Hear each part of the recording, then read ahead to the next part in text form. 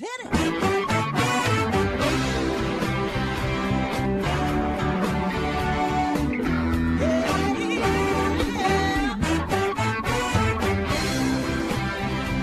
Well, hi, everyone, and welcome to Alzheimer Speaks Radio. I'm your host, Lori LeBay, and I'm so excited that you're joining us today. We are going to have a fascinating conversation, as usual, as we learn from people all around the world at all ages and stages of life. Stay tuned as we shift our dementia care from crisis to comfort. Here we go. What you think about,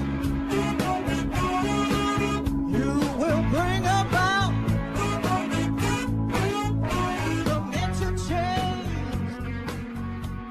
We will.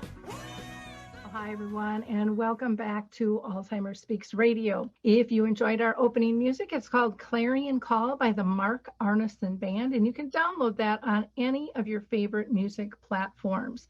For those of you that are new to our show, Alzheimer Speaks Radio is about raising all voices all around the world, from those diagnosed to those that care and serve them. And so we hope that you will enjoy this conversation and spread the word of our work. We have been doing this since 2011. Before I go ahead and introduce our guest today, I always like to give a few shout outs. So first I want to give a shout out to Dementia Map, which is a global resource directory that we just launched. Everyone is welcome to use that. It's free of charge. It's accessible 24/7. You don't have to sign in and remember a password, none of that stuff. We just want you to feel comfortable. If you are a person with a service product tool, we would love to have you join us on Dementia Map as well. On there, you will find things like the Memory Cafe directory, Home Instead, Saltbox TV, Coral Health. We've got about 150 categories, so I could go on forever on that. In addition, I want to give a shout out to Arthur's Memory Cafe that we do on the second and fourth Wednesday of each month. And then we are also facilitating a caregiver group for Brookdale North Oaks with the Shoreview Community Center, and that happens the last Wednesday of each month. And you can find more information on alzheimerspeaks.com on that. And if you really want to mark your calendars ahead of time, the Dementia Research Charity Brace is going to be doing a online event called Together for Dementia, and that'll be November 2nd. So we're going to listen to the Footbar Walker, and then we'll be right back.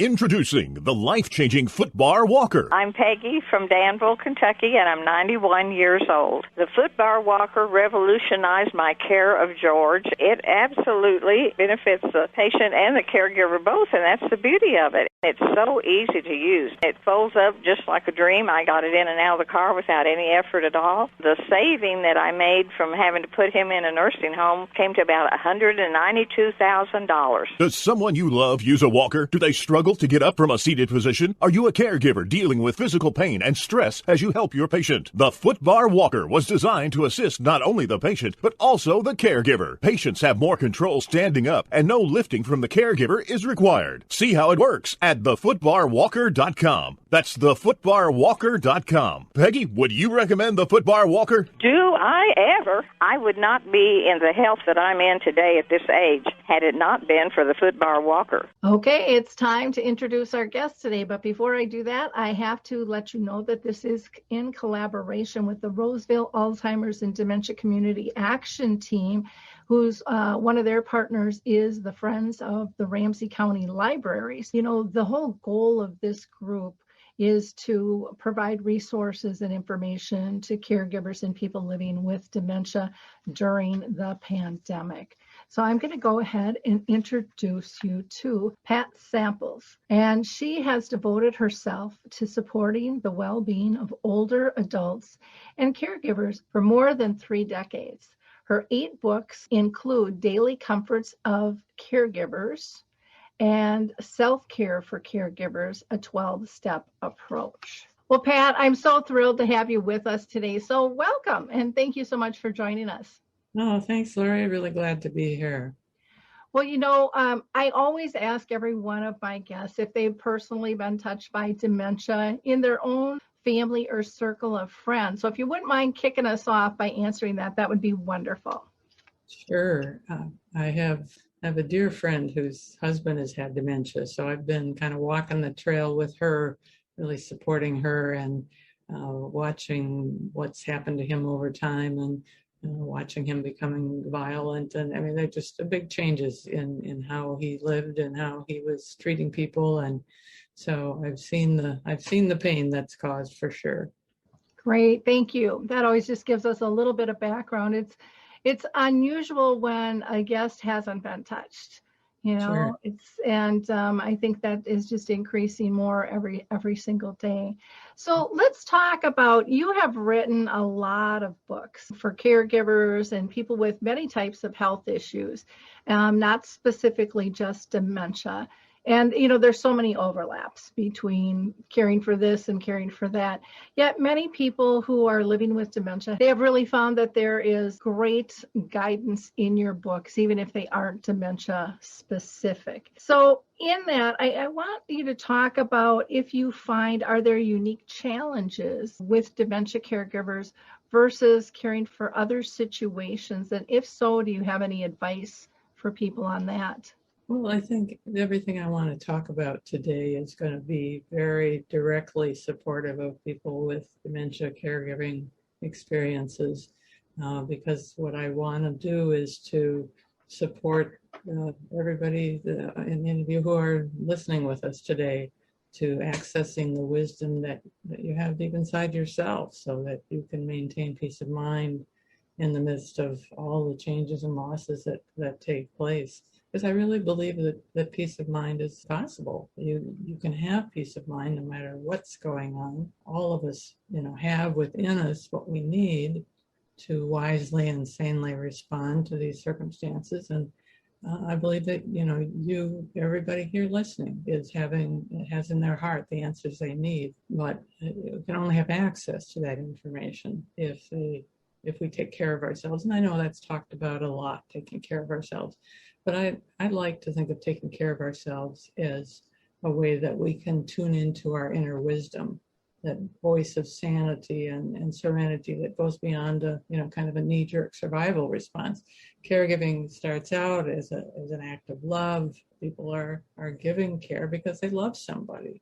And then as you become an attentive witness, you start to see the amazing mystery of all this unfolding of all the suffering that goes with it. And if we're mindful, that can bring us to a real state of wonder or recognition of the sacred. But we have to take care of ourselves to access it so that we can tap into that wisdom and get in touch with it. But we do get bogged down easily in thoughts and feelings that are not always so very loving. You'll often get in a case of, well, we wonder what in the world's going on here and how the heck did I get in this situation? So that's quite common. So, caregiving, it is a burden. There's no question about it. And Lori, the way I see it, a great deal of the burden is internal, that we get the mindset, this is too much, it's not fair, I got to toughen up. We get all these conversations going inside of our head. That's what'll get us depressed and anxious and scared and resentful. And, we'll act out those feelings a lot of times. We blow them up, we keep repeating them, we keep talking about them. And that's kind of often how we get out of balance and spiral into burnout. And I know for myself, I have an expert background in worry. My mother was a very, very good worrier. She would always go, oh no, and she never exhaled. So, and I think worry is kind of, one way to think about it is that it's love turned to overcare. We stew over things, these worst case scenarios and the stress level mounts. I think sometimes of a song that years ago I enjoyed by Glenn Yarlber, a long time ago. And the song went, worry's a rocking chair. You go back and forth, but you get nowhere. One writer talks about worry as being kind of a spiritual nearsightedness. So it's a fumbling way of looking at things and magnifying their value. And I don't know if you're familiar with Melody Beatty, but in her book, Cody's Bennett No More, she says, worrying, obsessing, and controlling are illusions. They're tricks we play on ourselves. We feel like we're doing something to solve our problems, but we're not. So I tend to think of something like worry as what I call our first voice It's kind of that survival voice, that instinctive, self-protective survival response that we have that churns around in our head and that kind of takes us over and keeps us stuck and chokes off our energy. And interestingly enough, the word worry comes from an Anglo-Saxon word that means to choke or strangle. And the writer Victor Peretin refers to worry as, and I love this, an emotional weed. That's a really good description. So, left unchallenged, it spreads quickly, it chokes off our inner life. And then it's not only a thought that we're having, but it settles in our body. My tension tends to settle in my neck. Maybe yours is in your gut. Maybe it's a headache. Maybe it's you don't sleep well. The body is just kind of shouting anytime my thinking gets off base like that. And so our first voice is just really wreaking havoc on us. We also, though, have a second voice. And that second voice is available from all the wisdom that we've had in our life, the love we've experienced, that trust in a spiritual good, common sense, that loving, nurturing voice that comforts and gives us courage and strength. Now, Laurie, I want to give an example of that from the book Daily Comforts for Caregivers, which is a book I wrote of meditations for every day of the year on caring. And one of these meditations sort of is an example of how this first voice and second voice works. So just kind of listen, see if you can hear the difference between them. It's called Living in Today. I spend a lot of my time wondering and worrying about what will happen tomorrow, next week, next year. I get fearful that my loved one won't be able to manage, and neither will I. I'm afraid that money, time, and energy will run out. It's easy to get hooked into concentrating on the future. And of course, it's wise to prepare for the future as best I can. But keeping my thoughts churning about possible future catastrophes is a waste of time and energy. It raises my blood pressure, makes me tense and unhappy. If I spend my energy absorbed in tomorrow's potential problems, I can't enjoy whatever's in front of me right now. The present moment is really all I have, and I don't want to miss it. So if you can kind of hear there was this shift from this worried voice to, maybe there's another way to see this. I think so often, you talk about listening to the wise, sane one in your head, but there's also that inner critic that is kind of the bully. It a lot of times kind of takes over and, like you said, makes us go down the rabbit hole. And yet when we're trying to control and worry and obsess, like Melody Beatty said, we're losing what we have. We're losing the moments. Yes, exactly. I know for myself, I didn't realize that for a ways in, on my journey. It took me a while to figure that out because I was a control freak, and it's just really interesting when you're trying to project. And it really turned into the world's problems, not just my mom's. But then, when you're caring for somebody, you seem to draw everybody else with problems to you, too, when you look like you're handling it really well. And then it's like it's like, how did I get in this bubble? And I can't fix it. Only each one of us can fix it. Like, I love what you say about, we have the answers within us. Mm-hmm, we just kind of slow down and look for the peacefulness that is actually in front of us. I do want to talk a lot more about that second voice in a minute, but I want to go just a little bit more into these first voices, because I think the more we can recognize them, and you talked about, controlling is one, which is a really good example. Guilt is another one. I'm not doing enough. I should be so much better at this, and so on. I think guilt is kind of the Minnesota state religion, if you want to know the truth. We're really good at it here. I should be doing more. I should go more often. I should call. And it focuses on our mistakes, real or imagined. When I feel guilty, I'll start to do more to compensate. I don't want to feel guilty. So I'm really doing more so I can feel better. It just kind of keeps perpetuating, and then it can build up into overdoing and then self-imposed suffering. If I just suffer enough, maybe, that's going to be the answer. In fact, I have a reading I want to share about that in the book that illustrates that. It's called Demanding Too Much of Myself. I demand more of myself than anyone else. It's as if I think I should be suffering since my loved one is. Sometimes I drive myself far beyond what's reasonable. Of course, adding more suffering to my life isn't going to make things better for him. It only makes me more miserable. I run the risk of thinking myself noble or righteous somehow, as if I'm a better person because I take on more and more suffering. And this false nobility has a high cost. I become overtired, irritable, resentful. Eventually, my spirit falters. So does my health.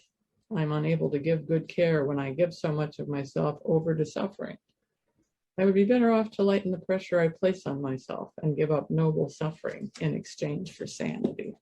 So again, there's that first voice, and then, I should suffer. And it's like, no, that's really kind of insane.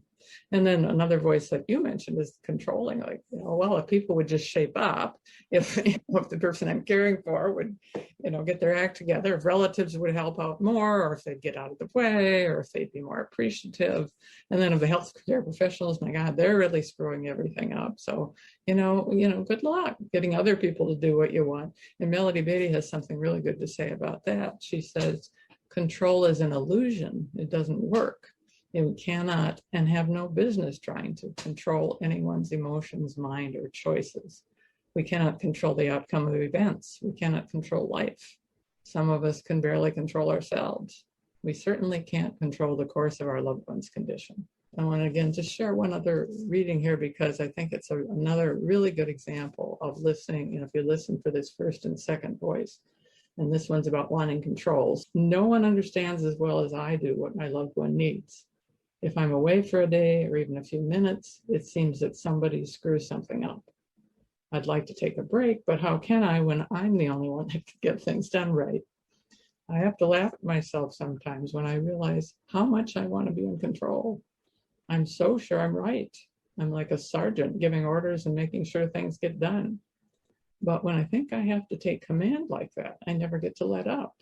I end up tense and tired a lot. Of course, it's just possible that other people who are helping with my loved one's care are also smart and thoughtful people. They may do things in ways I wouldn't, but that doesn't make them wrong. They make mistakes, but so do I, and they're usually not that serious. Maybe I could give others some slack and give myself a breathe. That is so true. That is so true. I do some training for communities, and one of the things I talk about is why families act the way they do. Families take this very seriously. Anybody does when they're typically caring for another person. And that weight is heavy, and they know other eyes are judging them, and they know they want to perform well for their loved one. And yet, like when someone is placed in a care facility, in a community, family have really limited time to be there. So the only way you can fix a problem is to find the problem. And so that's kind of the mindset sometimes of the caregiver, is to find the problem. And that's the only thing we're focusing on, is the problems instead of the joyful moments and the peacefulness and the calm. And we're only going to find what we're looking for. Interesting. Yes, for sure. That's what I found with myself. That's what I found even with family. I would be watching them so close. And I really didn't even know that I was doing it until later, when I stood back, and then I could almost feel my hawk eyes on them. I hadn't thought of it quite that way, but yeah, it's that sense of kind of looking for the problem. That's what kind of come in as the sergeant in charge. Yeah, and it gets back into that whole control thing, that that I can fix it. And so often with illness, with dementia or many other things, you can't fix it, but you can support it. And there's a real difference in terms of approach. Yeah, exactly. So yeah, we need to get to that second voice. And I want to talk about that a little more, Lori, because I think that second voice, we sometimes have trouble getting access to it. And I want to just get clearer about what it is too, that it's really our sane voice. It's our wisdom voice. It's our common sense voice. It's kind of the place where we find the highest truth for ourselves. It's like the transcendent truth. And, it's a voice of reassurance, inspiration, comfort, balance. And when we're there, our energy gets freed up, and we aren't so stressed out, and we feel stronger. And it's sort of that let go voice from, getting quiet, stopping the mental loop, surrendering. And by surrendering, I don't mean giving up, but opening up. to a larger wisdom that lives inside of us. And I want to demonstrate that for a minute. I'm going to stand up for a minute, and I'm going to invite anybody that's with us to do that as well. And you can decide if you want to do it with me. Chair so I can get back here so you can see me. And what I'd like to ask you to do is put your arm out in front of you, straight out in front of you. And then I'd like you to move your arm and hand all the way around to the right as far as you can go comfortably without hurting yourself. And then just notice where you're pointing on the wall, where you stop, so you can see the place you got to. And then bring your hand around to the front and drop it to your side. And then close your eyes for a moment and let your imagination take over. And without actually doing it, imagine lifting your arm in front of you as you just did. And imagine moving your arm around to that place on the wall where you stopped. And then imagine it going another 6 inches or more beyond that. And then in your imagination, bring your hand back around to the front, drop your arm down by your side. And then open your eyes, lift your arm again in front of you. And now move your hand around as far as you go and see where you land. Oh, too funny. Oh, what happened? Well, I could go further. Wow, okay. Did you get a longer arm or something? No, I don't know. I don't know if my body was more relaxed to be able to pivot a little bit further. The first time I kind of felt a pinch, and the second time I could feel exactly when I went past that. Yeah, isn't that funny? And I don't know for sure why this happens. There might be more than one reason, but I like to think of it as our imagination is part of our inner guidance. Mm-hmm. We can imagine ourselves going beyond where we get stuck. When I talked about surrender, I talked about opening up to something larger and bigger. So this is an example of how we can open ourselves up to go beyond where we kind of keep our thinking stuck. So the first voice is kind of that first place. It's like, well, but things are this way and they have to be this way and I only know this way and I'm going to worry about it till I die. Or could there be another way? Could we get past that? And that second voice will come maybe from our imagination, from our dreams, from favorite sayings, a sense of knowing that, shifting from your head to your heart. Maybe it's some religious or spiritual beliefs you have. The serenity prayer is a great example. God grant me the serenity to accept the things I cannot change, courage to change the things I can, and the wisdom to know the difference. Or let go and let God is another common phrase that's used. Wherever you find that inspiration for yourself, whatever its origins, it's available from inside of us. And it can give us strength and courage and confidence and peace of mind. I think this notion of surrender is so interesting because surrender tends to be about like giving up, but this is really about opening up. And Ram Dass has something really interesting to say about this surrender of control to a higher answer. I really like what he says. Here's the final shift in perspective, which can help release us from burnout. We do what we can, we care with all our heart, and then we finally let go. We give it all we have and trust the rest to God, to nature, to the universe. We do everything we can to relieve someone's suffering, but we're willing to surrender attachment to how we want things to be, attachment even to the relief of their suffering. Our heart may break, and then we surrender that too. That's beautiful. Sometimes just end up in confusion, like I don't know what to do, or I should have more answers. We're often thrown into the middle of the ambiguity and paradox, and we simply don't know what the heck to do. And, we're sort of left to simply be in that state of not knowing. And Ram Dass says that not knowing is so common when we're caregiving that we might as well make ourselves at home there. Well, we're less likely to burn ourselves out looking for what's beyond us. And he also says something else. He says, when we meet each other in that place of not knowing, deep companionship born of honesty can often arise. And I really love that. What's the matter? Oh, I don't really know. Oh, well, I don't know either, but here I am. Just being, here I am is sometimes the answer. Just being present, being witnesses to the wonder of what's happening without judgment. We let go of the controls of expectations and become as willing as we can be to be grateful recipients of what is. So we surrender to what is, opening up to the transcendent truth. And, that's our second voice speaking. It's interesting when you said that, because I think we are so uncomfortable being our authentic selves. because especially in this society, everything is staged and my life is perfect and nobody's life is perfect, but we feel so pressured, or so many people feel pressured to present that, and they're not comfortable saying they don't know. They're not comfortable not having the answers. And yet, like you said, that is a common bond within us all. Nobody has all the answers. And to me, when you are your authentic self, you draw others that are similar to you, and your relationships deepen on a level you couldn't even imagine. Yes, the honesty of not knowing is a real bonding, because it's really, yeah, like you say, it's so common. It's really the truth. And it gets to the point of support versus fixing. Ah, And to me, fixing is task oriented and support is really relationship based. And so they take on a very different level humanity wise in terms of how we connect. For me, I'll just say on my journey, I finally got to this place of spirituality. It's me caring for my mom. I had cared for my dad too with brain cancer for 4.5 years. My mom had dementia for 30.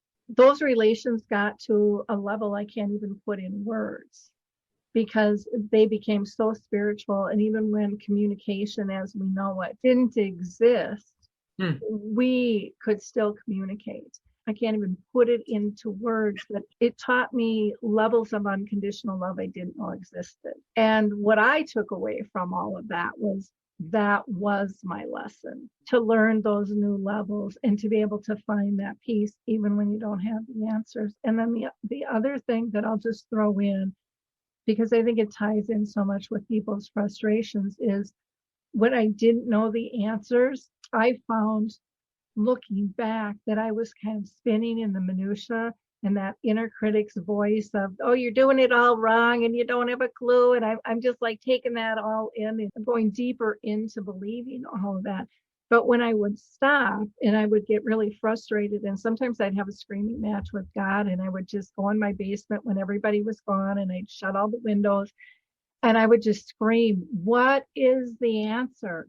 Funny, Pat, is that releasing that allowed me to stop the inner critic having control over me, that worry wart.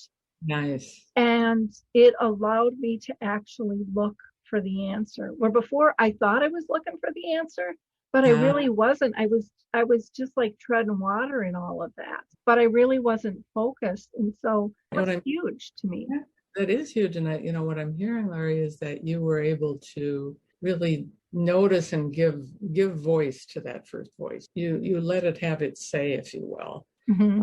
And because that first voice, that comes from a survival. So it's kind of our survival. And when we're in that survival mode, we're kind of like a 2-year-old having a temper tantrum. We're like, and we're really out of control.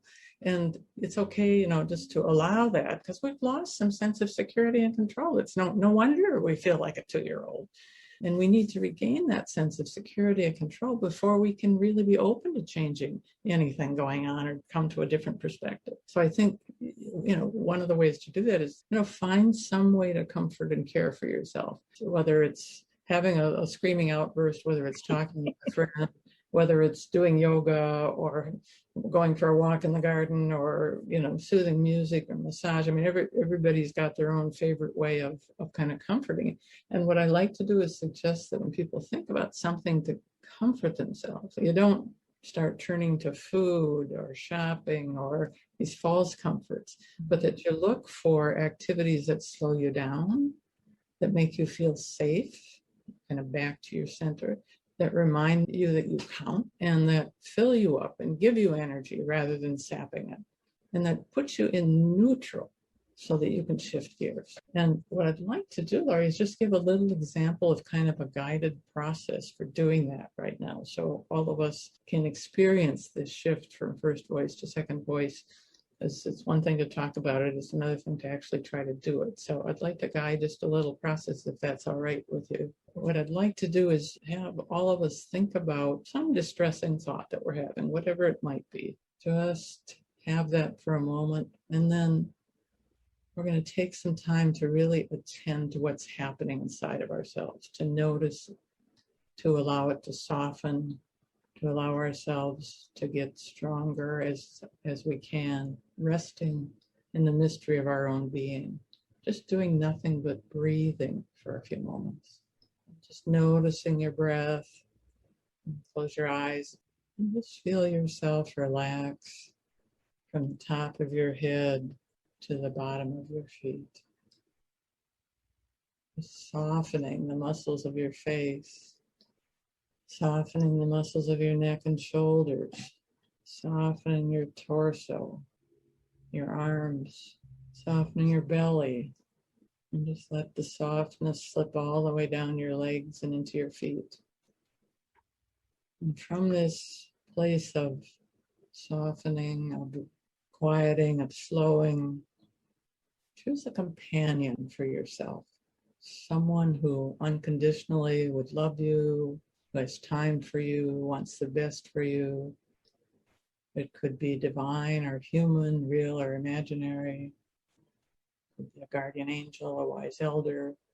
Some being that embraces you, would hold you, comfort you, and just feel that love for you that they have for you.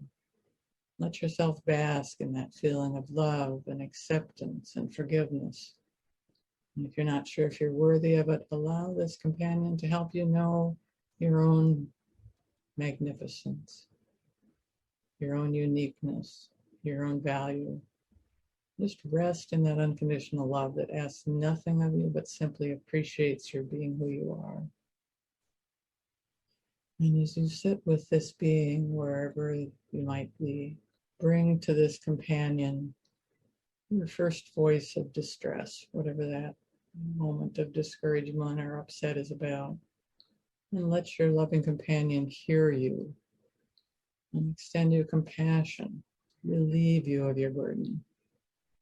Listen for a second, wiser, saner voice that offers you a larger truth and brings you back into balance.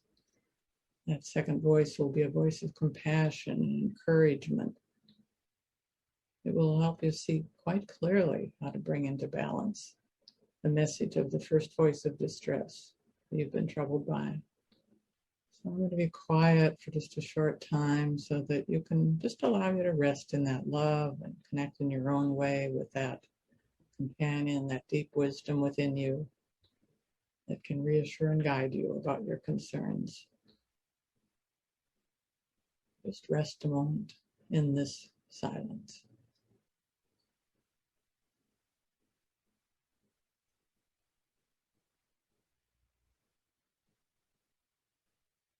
And you can trust whatever comes to you because it's from inside of you.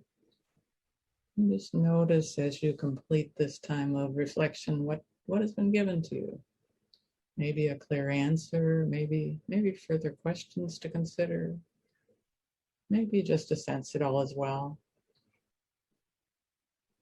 Let's take a moment to express thanks for what you've been given. And then as you're ready, you can open your eyes and just take in and appreciate what your wise inner voice gave you. That was beautiful. I feel much calmer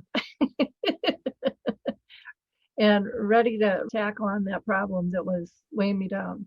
Kind of simple, but it helps to be in that loving space, that self-loving space that's nurtured by, again, whatever you find nurturing for yourself. That's when you can access that wisdom that will shift things and bring you into a better state of mind. Yes, you do have upsetting first voices, but the inner wisdom you have, if you take care of yourself and comfort yourself, can lead you to that second voice of sanity and serenity.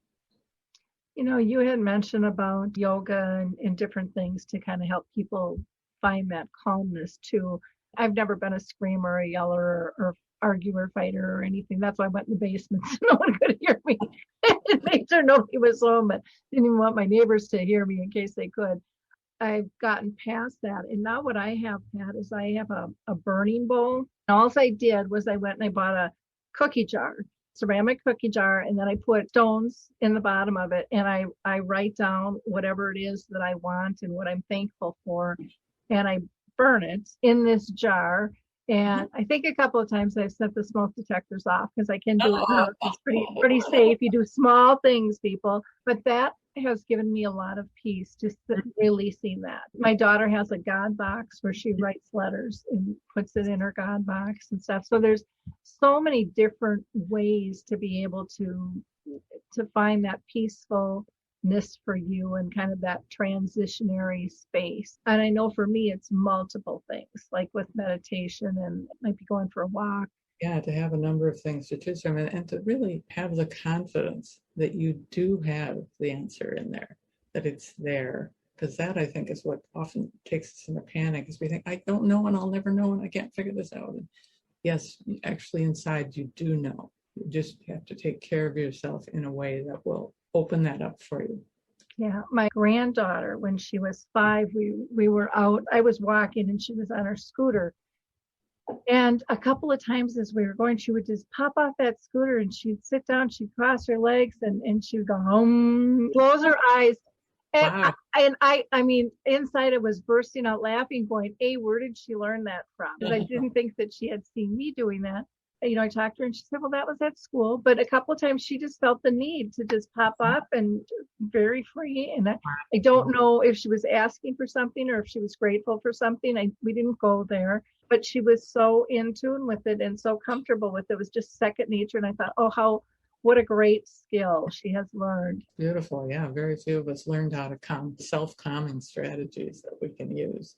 Because it's our own deepest truth inside of ourselves that's going to save us, not somebody else's solution generally. Mm-hmm.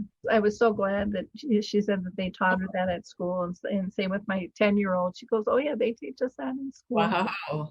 And I'm like, good, that's great. They teach them breathing techniques too, which is a great way to calm the body and the mind down. There's so much out there for us to learn and to access. When we do these things that you're talking about, not only are we able to care better, but we feel better about ourselves. Exactly. And not just that relationship, but I think all relationships, because it centers us, feel comfortable again. But it's easy to get wrapped up in that first worry voice. It's easy to push other people away, thinking you don't have the time. I know that was a big thing for me too. I stopped doing anything social for myself. And then I finally broke and met my girlfriends for coffee. And I didn't know until that moment how empty I was until they filled me back up. So those are all of those things put together can create such a beautiful experience. Well, it can, and we can do, once we practice some of this stuff, like this simple meditation we did took only about 3 or 4 minutes. It isn't like we have to have humongous time to do it. I mean, it could be while we're standing in line at the pharmacy, or it could be they're stuck in a traffic jam or something. Just take that time. And you can't do it really fast. Take the time to be willing to give yourself those few minutes to start that slow down process. Yeah. Well, and I even found with like affirmations of what I want in my life, I started printing those out.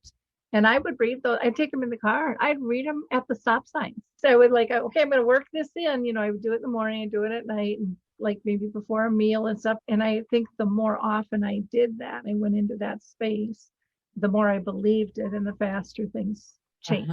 Well, and one of the things I like about that, Lori, is that so often when we're caregiving, it's hard to even pay attention to what we want. So that's actually one of the tools I also like to teach caregivers is I do it this kind of simply, but I just give out a card that says I want. And to start paying attention to, I want more members of the family to share responsibility. I want Thursday for myself. I want someone to go with me when I visit my mother. We can ask for what we want, but not demand it, asking somebody because they should. It's asking respectfully and directly and not trying to manipulate people into feeling guilty. And, we don't presume other people know what we want. We can make clear what's our preference, what we'd like. And, we may get a no, but we may get a yes. We don't need to take either one personally. We just get to ask till we get we find a way to get what we want. Yeah, one of my favorite stories was two friends, and one woman was caring for her husband, and the two of them would go to church every Sunday. And every Sunday, other parishioners would ask, "Oh, what can I do for you? What can I do for you?" And she would always say, "Oh, nothing. I've got it under control." And then her friend on the way home said, "You don't have it under control. You're telling me you don't have it under control." So she gave her a stack of note cards and said, "I want you to go home and I want you to write on every single one of these cards what somebody could help you with." Uh-huh. And she said, when we go to church on Sunday, you bring them with. Somebody asks, you just pull one out or pull the deck out and let them pick. I don't care. She says, but people want to help you and you're pushing people away. And they feel good helping and you're denying them of that. Yes. And so the next Sunday they went to church and somebody asked her and she just pulled out. She said, "I could really use help cutting my grass," whatever it was. But she had a whole stack, and and they talked afterwards about how empowering that was really for everybody involved. For sure. Because it gave everybody kind of a piece of control and a piece of support and love. Yeah, that's beautiful. It's so simple. Just if I'm having a conversation with somebody and I'm struggling, I can hold this up and just go, you know what, there's something I want here. It's like it gets people's attention and it helps me remember that, oh yeah, there are some things I want. Yeah, because we're really good about circling around things, not being direct. Or not even knowing a lot of times. Right. We're so busy doing things for others that we think we can't do anything for ourselves. Yet, I don't know if you found this, but I found I was doing stuff I didn't have to do because it made me feel good. I was checking something off, especially with a chronic illness or something you can't fix. Yes. And so I'd have this big long list and it was all for them. And I'm like, oh my gosh, my ego's got to get back in the box because I didn't really even realize it was about me. I really, because it was all about them. So how could it be about me? And then when I sat back, I just kind of laughed. I'm like, oh my gosh, all of this isn't for them. It's allowing me to feel like I am more in control than what I am. Exactly. So that, again, kind of being able to, let go of the need to be in control of the situation, recognizing that, there's a lot that we don't have control over, allowing those difficult feelings to be there, but then giving some comfort to ourselves to reassure that I'm still valuable, whether I'm doing everything in the world or not. Another tool I like to talk about is this one, 2-letter word, no. I think of no as a way actually to ask for help. It's a way to lighten the burden on yourself. It's also a way of saying yes to yourself, to what you value, to how you want to spend your time. We teach people how to treat us. So if we want some breathing room, we need to be able to say no. And it doesn't mean anything about them or us. It's just, no, I don't want to right now. And that's a really hard thing to do. I'm 62 and I grew up as a little girl that was supposed to say yes to everything and fixing everything. I mean, that was just kind of the mold I popped out of. That was really hard for me. And I didn't learn that till, 40, 45 years old. And then it was also realizing that by saying no, I learned the difference between actually really being a caregiver and helping somebody versus being codependent and developing a codependence in that role. And I think a lot of people who care well for others fall into that. Yeah, they really do. And that's actually why I wrote the book Self-Care for Caregivers, a 12-step approach, because I was seeing caregivers who were so incredibly codependent that they were losing their own well-being. I met this 84-year-old man who was caring for his wife, and he was so adoring of her and stayed up all day and night to look after her, but his health was deteriorating and he was losing weight. I immediately saw, the 12 steps are such a great guide to self-care. They're such a great guide to finding peace of mind, to surrendering. For those people who value the 12-step approach, it really can be extremely helpful for caregivers. And for people who aren't familiar with it, the book is one way to get acquainted with it, obviously. When I first met this man at an adult day program, and after I'd written the book, I was invited to come and give a talk for the program participants and their family members. And I remember him coming up to me after the talk, and I gave a talk similar to what I just gave now. And he came up to me and he said, "Boy, I really needed to hear that." So that was so wonderful to know that he was really the reason I wrote the book, and he found value in it. So that was very satisfying to know. That's wonderful. Well, and again, there's that overlap of terms of how we care. I don't care if it's alcohol, if it's food, if it's a physical person, how we care if it's a young child. All of those things overlap. One of the frustrations that I have is I still think most people view caregiving as this state of crisis. And yet, to me, it's a natural state. From the time a baby is conceived, in the womb, it changes our relationships. It changes how we talk and outcomes and the whole thing. And I think, to me, caring is a natural state, and it really isn't one of crisis. But we can choose to view it like that, or we can choose it as being a gift of relationship with people. And that's something I guess I hope will change over time. But the only way that that's going to happen is through people like you that share the experiences of how to find peace and joy in the journey. You know, we've got to get people out of the worry loop in that first place. Right, exactly. And there's so many of that. And I know in working the 12 steps, there's a lot of opportunity to really look at your own behavior and look at the things that are contributing to your own distress. And to be able to let go of trying to control what's going on. Exactly. Now, you also help other caregivers put their stories together and help them write. Is that correct? I do. I've helped a number of caregivers write their stories into books because some of their stories are quite remarkable, and many caregivers want a chance to be able to tell the experience that they went through. So I work as kind of a writing coach, and sometimes I co-author with people, and sometimes I just provide various levels of guidance or editing as a way to support people in telling the story that's so important to them. Wonderful. Now, Pat, we need to wrap up here. Is there anything that we haven't covered?